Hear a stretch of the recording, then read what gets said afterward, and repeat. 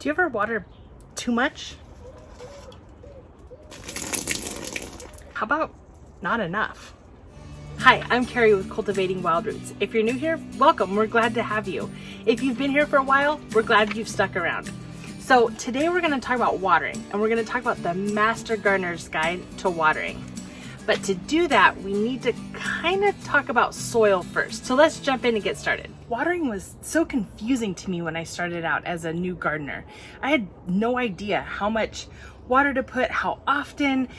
I was really confused. But I think today, watching this video, you guys might find some tips and tricks on getting better at watering your garden. All right, so do you plant plants in dirt or in soil? That question stumped me for quite a while because I was like, well, you put it in dirt, right? Dirt is what you put everything in. That was hard for me to answer that question early on. I didn't realize what the difference was, right? You just plant things in dirt, but it's not true. You plant things in soil.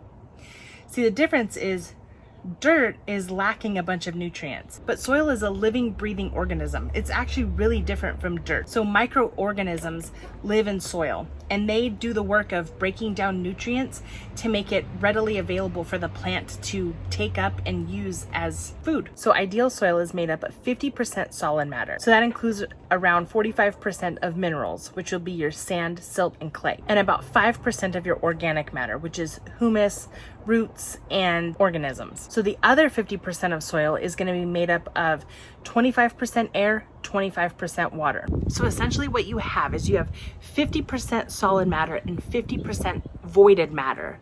And so when you overwater, right, you fill that air space with water along with the water space with water, and you've overwatered your plants. When you've underwatered, you haven't even reached that 25% threshold that it should be at. And that also means that your microorganisms can't work because they're not getting enough moisture to do what they're supposed to do. It's just like houseplants. We tend to overwater them thinking that they need just as much water as the plants that are outside exposed to the elements.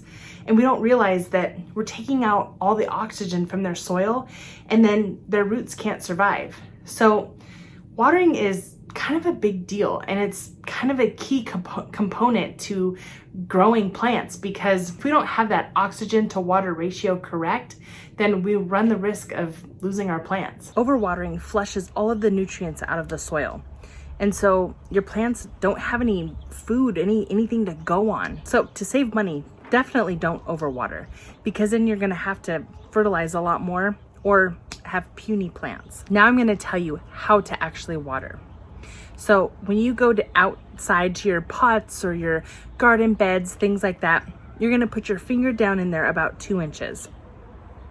You're gonna feel around, and if it's still moist, then don't water, because then you're gonna be adding too much water to the soil. If you're having really hot temperatures or really windy temperatures and it's still moist when you put your finger down in there, then wait about 12 to 24 hours. If it's cooler, even a little warm, you can wait 24 to 48 hours to check again for watering. If you stick your finger down in about 2 inches and it's dry, then you know you need to water. So deep watering grows deep roots, because the roots are gonna follow where the water is. So if you water just shallow on the surface, your roots are gonna stay shallow. But if you water down really deep and down far down into the ground, then your roots are gonna go down in there also. And that's gonna make stronger plants and healthier plants. So I like to water for a long time and go around my whole garden bed and make sure that it gets really deep down in there. And then I don't water again for a couple of days. Also keep in mind that dry soil doesn't absorb water very well. Don't let it get too dry and increase that oxygen ratio, because once it's too dry, the water tends to kind of just run off and not absorb very well. And also when that oxygen ratio gets too high, your plants start to wilt because they can't find any moisture in the soil. Thanks for hanging out with us today. Hey, if I didn't explain something well, or maybe you have some more questions, drop them in the comments down below and we'll get back to you and help you get better at your gardening journey.